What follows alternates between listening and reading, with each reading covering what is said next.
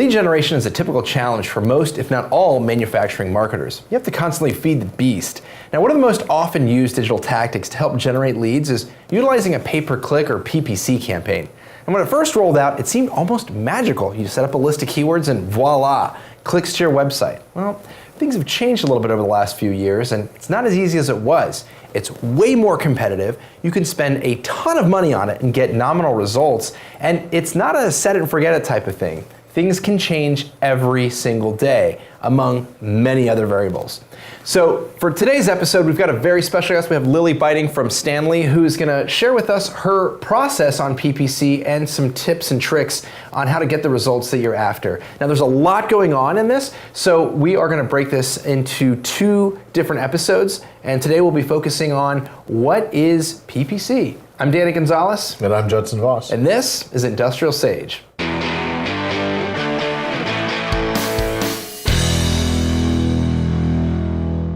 All right, so let's jump into this 2-part series of PPC. This first episode, we're going to talk about what is PPC, what's going on there. So before we jump into all that, Lillie, I was hoping you could tell us a little about yourself, your history, your background. All right, so I am Lillie Biting. I am currently working for Stanley Black & Decker, but I work for one of their products called CribMaster. So we are industrial vending solutions. And previous to that, actually, I was in automotive. So I was in a whole bunch of different tiers of automotive, but I gave it up. I'm now on the industrial side. So a lot of background in digital marketing with that. Cool, excellent, very cool. All right, so I kind of want to lay a little bit of a foundation for our viewers who may not be as familiar with PPC. There's a little bit of misinformation out there. There's a ton of misinformation out there. So just kind of what is it? So pay-per-click is just that. It's a click you pay for. Now I know people think that it's just AdWords or just what you see on a search engine. It's a lot broader than that. And when I discuss it, I kind of use it as a generalized term because so much of pay-per-click is on so many different platforms and mediums now. So just think of it as that. But something like Facebook could be pay-per-click, display can be pay-per-click, LinkedIn can be pay-per-click.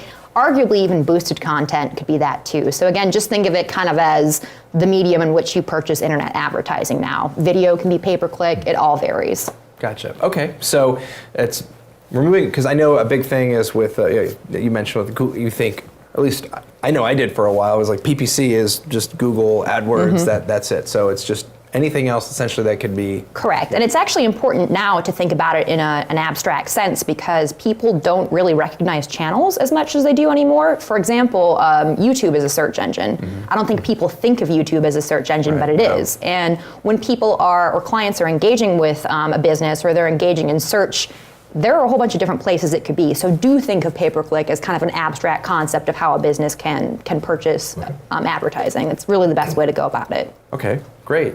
So I guess maybe the next question would be how would you use it? I mean, obviously it's paid and yeah. Right. So, it's per click. And it's per click, yes. There you go. So you're gonna hear this a lot for all the questions you ask, but it really depends. So at bare minimum for a business, I would say brand protection is the way to go. So anything that has anything to do with your brand, so AdWords, for example, or Facebook, just make sure you're at least appearing for your brand. Backyard protection is what I like to call that. And then as you start getting into campaigns or different goals, then you can kind of start looking through and figuring out what works out for you or what would be the best avenue for you. Okay.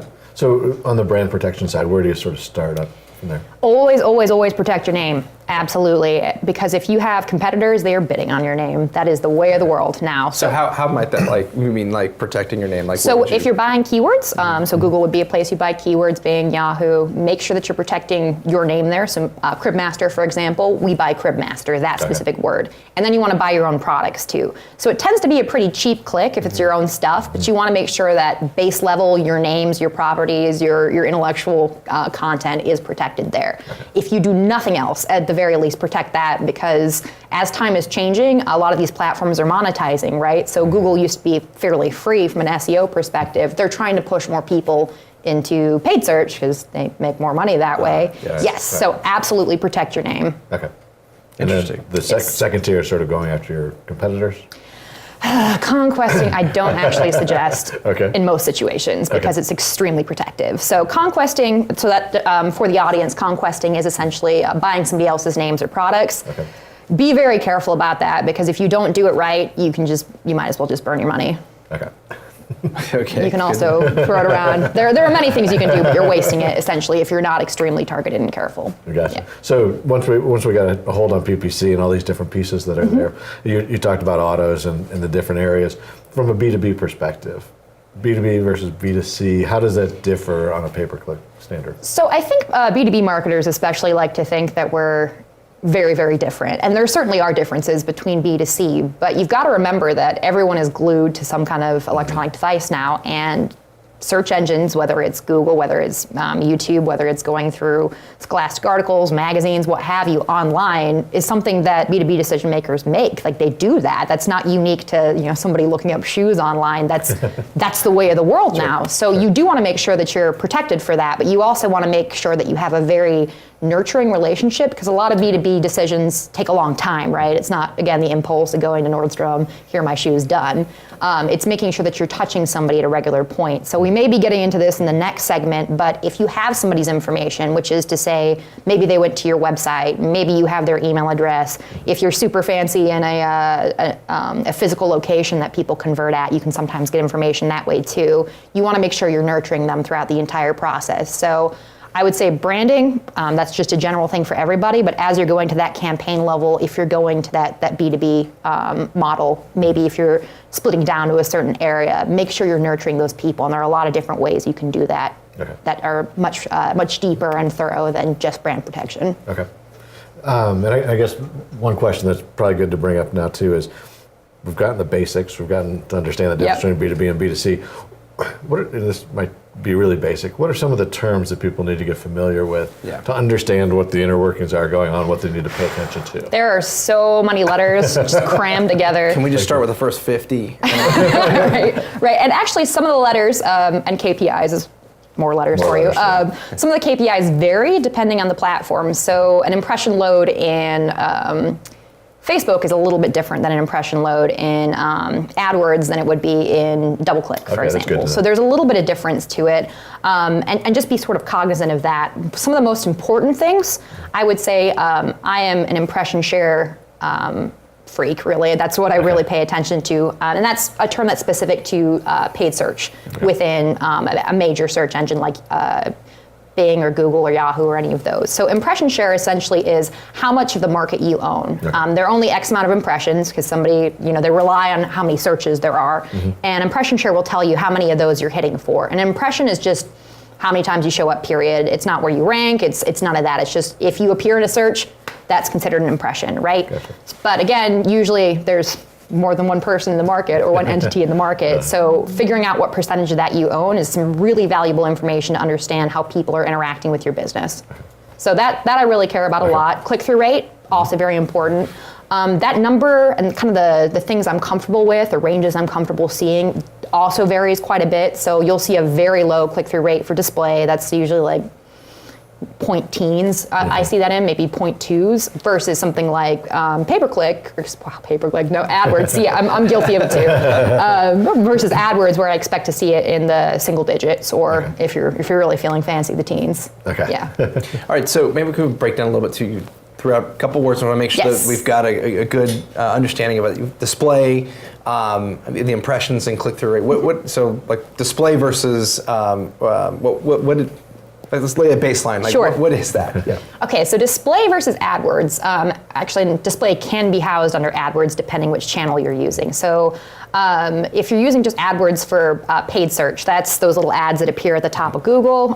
Sometimes you'll see a whole bunch of stuff underneath them. Sometimes it's like 2 or 3 lines. It kind of varies. Now, display are those ads that follow you around. They're like digital billboards, I guess would be the best way to describe them.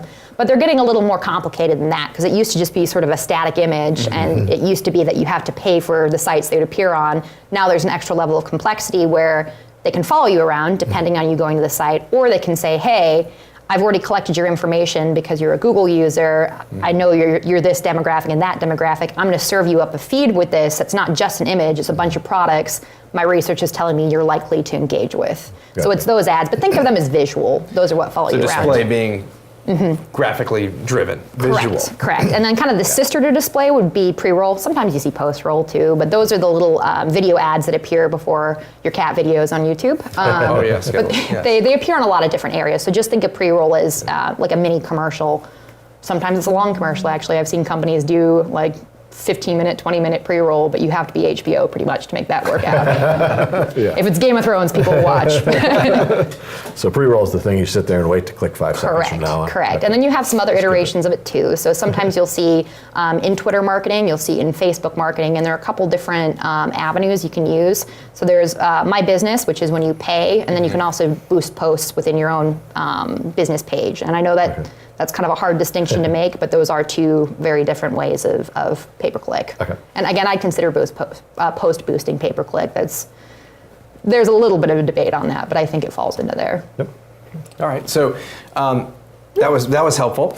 Thank you. And then, so when it comes to impressions, I kind of want to lay the framework. So you mentioned, let's say we've got a display ad. Let's say there's a image of something we're trying to drive people to our website about a new product or something that we've got going out there. And you mentioned with impressions. So for our audience, just explain, what does that mean, like in terms of what is an impression relative to impression load, click-through rate, all that stuff, those metrics. Yeah. So an impression period is just how many times something appears. So if it's paid search, it's how many times your little text ad appears. If it's display, it's how many times your little video appears, or excuse me, your image appears. If it's pre-roll, it's how many times your video appears. If it's Facebook, it's how many times whatever you've decided goes in Facebook appears. So in something like Facebook or display, if you're doing kind of broad audience targeting, it can appear as many times as you want, right? There's really no cap. It's not finite. If you're looking at something like retargeting, so you've got a set list of people you can use, or a captive group, maybe it's people coming to your site, that is a finite amount. So you may see more projections of share based on that, because again, think share, finite amount, no share. I mean, it's like a billboard. How many times can you count it being there, right? Yeah.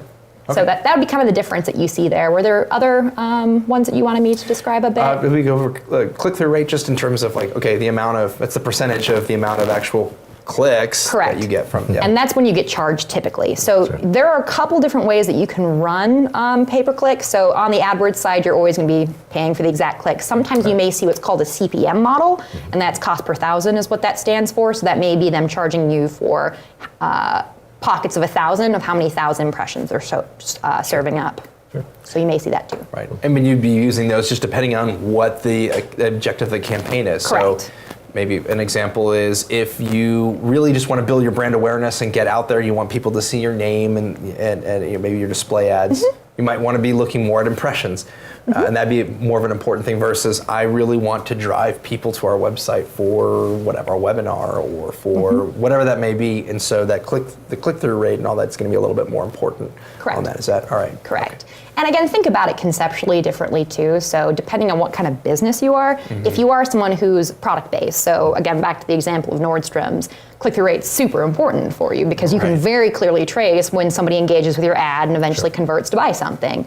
But at the same time, if you've got somebody who's a customer who's already been to your site, so you cookie them and you're able to keep serving them up that ad, sometimes it's important just to see how many times you've hit them. Maybe you've hit them too much. That can happen.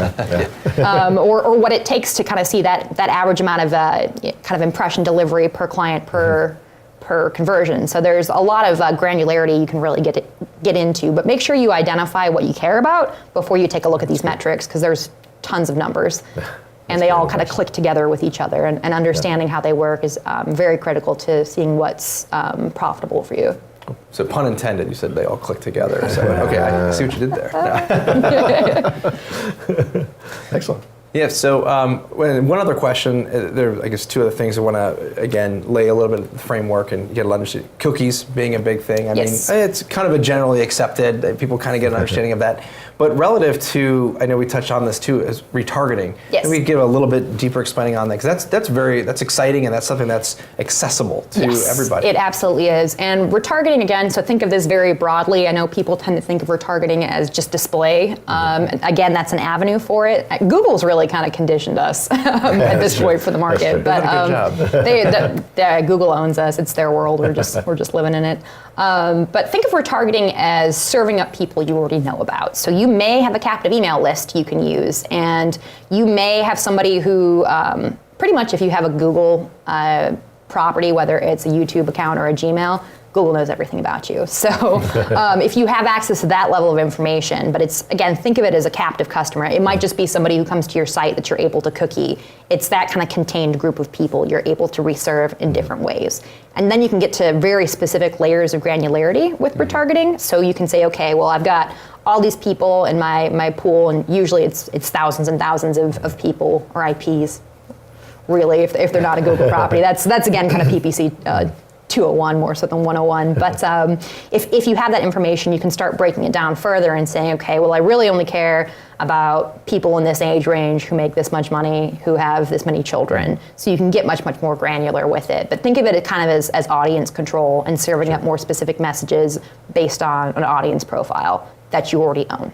Gotcha. I'm sorry, go ahead. I think that's really important in B2B, where you might be living in a world where there's 500 people in the whole world that care about what you have to say online. So that gives you the opportunity to really focus in on that and not sort of. You make a great point. You make a great point. And Danny, I think, said in his introduction that you can just throw away money doing this, especially in the B2B world, because like at Stanley on the industrial side, there are only so many factories, right? There are only so many power plants and what have you. And being very much in control of that, it might be more expensive per acquisition per client, but it's so much more efficient. Yeah. And really monitoring that journey and appealing to that customer is a great way not only to get them to convert, but to engage with them and not alienate them and maintain a regular relationship. So retargeting there, sometimes you hear it called remarketing, but essentially, think of it as a much higher tech CRM system. It's monitoring who you're communicating with and how often and what kind of communications go to them. Good. Excellent. I think this has been a great framework just to kind of lay the land of PPC and what it is. So I think that maybe it's a good part, the good time. I can't talk. Wow, bad. There's so many things going on here because I thought PPC was just really simple, right? You set it and forget it. No, it's extremely complicated. So this was just a little bit of a framework, just a quick little 30,000 foot view of what it is, maybe a little areas and how you might be able to use it. So our next episode, what we're going to jump into, is a little bit more tactical on the process, different use cases on how you might want to use this, and how to really set up the framework and get some results. So thanks, Lillie, for this part one. You'll join us for part two here. Right. All right, thank you for having me. And thanks again for watching this. If you like what you see here, be sure to like us, and we have all of our videos and content all over social media, and we have an email list, so you can subscribe to that to get these emails sent to you weekly. We also are on iTunes, so you can subscribe to there. I can't talk today. So I'm just going to go ahead and wrap up this episode before I can't talk anymore. Thanks for watching.